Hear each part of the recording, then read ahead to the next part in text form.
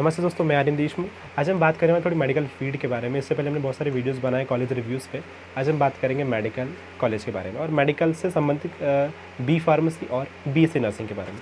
क्या कि अभी स्टूडेंट 12th से पास हो रहे हैं और जैसे भी रिजल्ट आने वाले सीबीएसई और एमपी बोर्ड 12th के, तो मन में बहुत सारी शंकाएँ उत्पन्न होती कि बीएससी करे, बीएससी नर्सिंग करे या फिर बी फार्मा करे।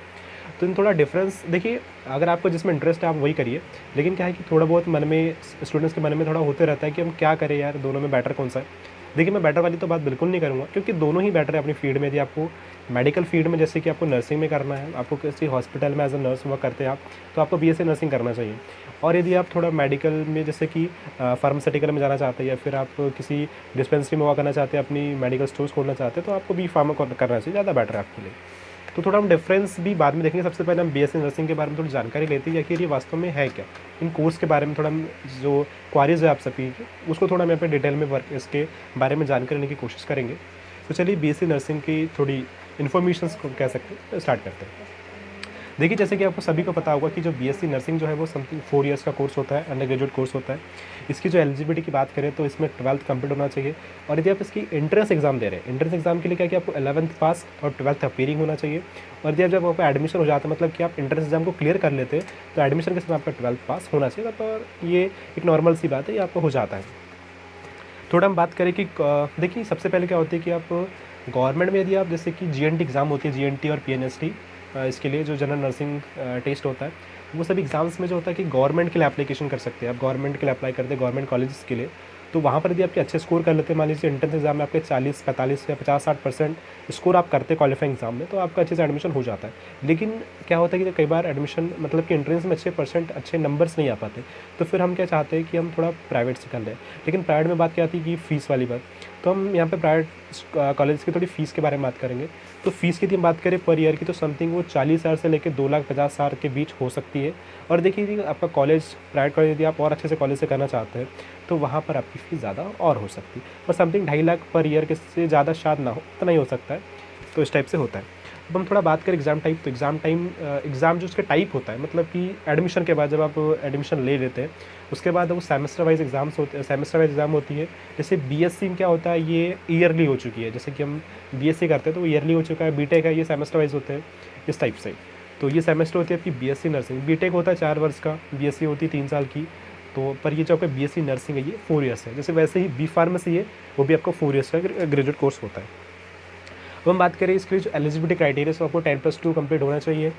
एंड सिलेक्शन प्रोसेस तो वही आपकी एंट्रेंस एग्जाम है, जिसमें आपको समथिंग 40 से 60% के बीच आपका क्वालिफाइंग स्कोर होना चाहिए आपकी क्वालिफाइंग एग्जाम में।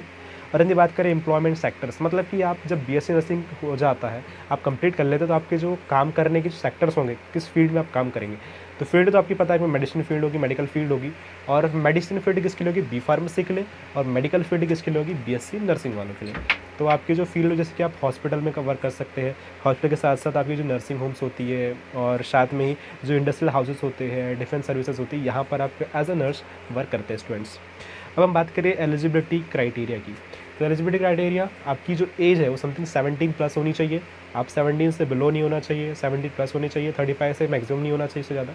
तो खैर हम तो 17-18 के ही आसपास के रहते हैं, 12th के आसपास, जब हमारी 12th कंप्लीट होती है, फिर 12th रनिंग रहती है। तो इसमें तो कोई प्रॉब्लम नहीं है। हम बात करें कोर्स, जो आपको मार्क्स मैंने अभी बताया 40 से 60% के आसपास जो क्वालिफाइंग एग्जाम में ये होनी चाहिए। और बात करें 12% की, तो वो कोई मैटर नहीं करता, क्योंकि मेरिट बेस्ड नहीं होती। ये आपकी मेरिट किस पे बेस बनती है, आपकी इंट्रेंस एग्जाम के स्कोर पे। तो यहाँ पर ये तो प्रॉब्लम बिल्कुल नहीं है। अब हम बात करें एडमिशन प्रोसेस की, तो एडमिशन प्रोसेस जो आपको पता है, जैसे एंट्रेंस एग्ज़ाम होती है। और जो एंट्रेंस एग्ज़ाम में ये कौन कराता है, स्टेट लेवल पे होती है और एक फिर होती है यूनिवर्सिटी लेवल पे। मतलब कि ये नेशनल लेवल पे भी होती है, जैसे कि आपको एडमिशन फिर एम्स में मिलता है।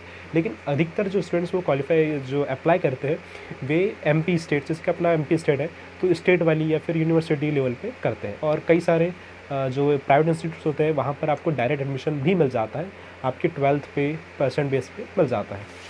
अब हम बात करें एंट्रेंस एग्ज़ाम, तो एंट्रेंस एग्ज़ाम की जो मेरिट लिस्ट होगी उसी के आधार पे आपको गवर्नमेंट कॉलेजेस मिलेंगे।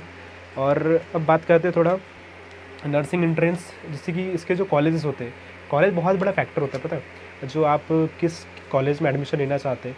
कॉलेज क्या है ना कि अब जैसे कि हम कहीं जा रहे हैं, तो वहाँ पर एक मंजिल भी एक चीज़ होती है कि यहाँ मैं, जैसे मान लीजिए कि आप भोपाल जा रहे हैं, तो भोपाल में कहाँ पर आपको अगर मान लीजिए कोई वर्क कर रहे हैं या फिर कोई भी आपका कॉलेज है, वो 4 साल आपको वहाँ पे रहना है। देखिए एंट्रेंस एग्ज़ाम आपने दे दी, आपका एडमिशन हो गया, लेकिन वो 4 ईयर जहाँ पर आप अपने 4 साल बिताएंगे, वो आपके लिए बहुत मैटर करता है, अर्थात कॉलेज बहुत मैटर करता है। तो कॉलेज की अगर बात करें तो बड़े बड़े कॉलेज तो है ही आपके, एम्स, नर्सिंग होम, मतलब एम्स जो बड़े बड़े हो गए। लेकिन हम छोटे कॉलेज जैसे कि जो स्टेट लेवल पे, तो भोपाल में है, भोपाल में इंदौर में है, ये जो कॉलेजेस है, तो यहाँ पर आप एडमिशन ले सकते हैं, भोपाल, इंदौर, जबलपुर में यहाँ पर, या फिर आप बालाघाट में एडमिशन ले सकते हैं। तो ये होता है। अब हम थोड़ा बात करें कि बात मेन क्या है कि आपकी एग्ज़ाम किस नाम से रहती है। तो ये जो एग्ज़ाम है, जो अगर हम एमपी की बात करें तो वो जीएनटी या फिर पीएनएसटी नाम से होती है। मैं आपको कुछ बुक बताना चाहता हूँ, या बुक देख सकते हैं, उपकार प्रकाशन की बुक है एक, general nursing and pre nursing selection test करके, आप ये बुक ले सकते हैं।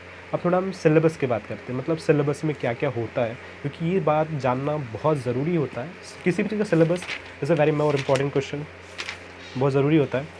तो सबसे पहले हम बात करेंगे, तो सिलेबस में सबसे पहले तो अगर आप पीसीबी से तभी आप बीएससी नर्सिंग के लिए अप्लाई कर रहे हैं, ये बात तो कंफर्म है। फिज़िक्स है, केमिस्ट्री है, केमिस्ट्री बाय बॉटनी, जूलॉजी, फिर साथ में ये तो हो गई, लेकिन जनरल इंग्लिश आपकी बहुत अच्छी होनी चाहिए, मतलब बहुत अच्छी नहीं बट होनी चाहिए, आपको अच्छी समझ सके, आप सेंटेंस या फिर कोई भी चीज़ जो उसकी होता है वो आप बना सकें। तो ये सब चीज़ें आपकी अच्छी होनी चाहिए, ठीक है। अब हम थोड़ा बात कर लेते हैं बी फार्मेसी के बारे में। तो बी फार्मेसी, आपको नाम सुन रहा है कि बी फार्मा, मतलब फार्मास्यूटिकल कंपनी से, मतलब कि आप एज अ मेडिसिन पर्सन, आप medicine professional as a work करते हैं आप इसमें।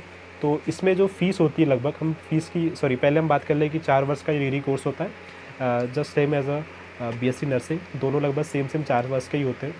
इसमें एक बात क्या होती है, जैसे कि आप जब बीएससी नर्सिंग करते हैं तो एज अ नर्स वर्क करते हैं आपके अपने फील्ड में, और यहाँ पर क्या होता है, आप एक एज अ, अगर आप गवर्नमेंट जॉब के लिए अप्लाई करते हैं बी फार्मा करने के बाद, तो आफ्टर 4 ईयर्स, तो आप जो उसकी जो जॉब होती है, वो जो होती है जिसको गवर्नमेंट की, इसमें ड्रग इंस्पेक्टर हो सकती है, एनालिटिकल केमिस्ट हो सकती है, और मेडिकल में ट्रांसक्रिप्शन हो सकती है, टीचर्स हो सकते हैं, एज अ प्रोफेसर आप किसी कॉलेज में पढ़ा सकते हैं आप बी फार्मा करने के बाद, और बीएससी नर्सिंग करने के बाद भी एज अ प्रोफेसर आप कॉलेज में पढ़ा सकते हैं। और जैसे कि मैंने आपको कॉलेज के बारे में बताया था, बीएससी नर्सिंग के कॉलेजेस, तो बीएससी नर्सिंग के जो कॉलेज आपको बताया था भोपाल में, जैसे एक राजीव गांधी कॉलेज है भोपाल में, और एसडीपीएस वुमेंस कॉलेज है भोपाल में, और एक करियर कॉलेज भी भोपाल। तो ये कॉलेज थोड़े, मतलब अगर हम बात करें शिक्षा के गुणवत्ता के क्षेत्र में, तो ज़्यादा अच्छा है यहाँ पर। हाँ, तो हम बात कर रहे थे बी फार्मा के बारे में। तो बी फार्मा का लगभग भी जो कोर्स जो है वो लगभग इतना ही है, 4 वर्ष का। फीस लगभग, इसकी फ़ीस जो होती है बीएससी नर्सिंग के कंपैरिजन में थोड़ी कम होती है। यदि मान लीजिए उसकी स्टार्टिंग 40 हज़ार से, तो उसकी स्टार्टिंग 20 हज़ार से आसपास होगी प्राइवेट इंस्टीट्यूट्स में, तो थोड़ा इस चीज़ का अंतर रहता है। अब हम थोड़ा इसके बारे में बात करें, बी फार्मा के जो एलिजिबिलिटी क्राइटेरिया, तो उसका भी लगभग सेम है, 10+2 आपका कंप्लीट होना चाहिए, ए समथिंग वही 17, और जो आपके पीसीबी में परसेंटेज ज़्यादा मैटर करते हैं, बट एटलीस्ट 50% हो, अच्छा रहता है। और इसकी भी एंट्रेंस एग्ज़ाम होती है। और यदि हम बात करें थोड़ा, जो क्या होता है ना, क्वेश्चन उठता है कि यार जब हम हम जब उसको प्रोसेस कर लेते हैं, मतलब एडमिशन हो जाता है, फिर हमने अपना 4 साल का अपना डिग्री कोर्स भी कंप्लीट कर लिया, उसके बाद एक मन में ख्याल आता है कि यार जब हम कहीं जॉब करेंगे प्राइवेट में या फिर एज अ गवर्नमेंट में, तो हमारी सैलरी कितनी होती है, ये चीज़ मन में आती है। शायद अभी ना आ रहा, बट बाद में आई, 1 साल फर्स्ट ईयर करने के बाद आती है। तो देखिए, ज़्यादा बड़े आपको कोई साइट पे चेक करूँगा, वेबसाइट पे, तो आपको बहुत ज़्यादा दिखाएगा कि 1.5-2 लाख रुपए पर मंथ होती है। यार उतनी तो डॉक्टर की भी नहीं होती, ठीक है। तो बी फार्मेसी वाले की तो नहीं हो सकती।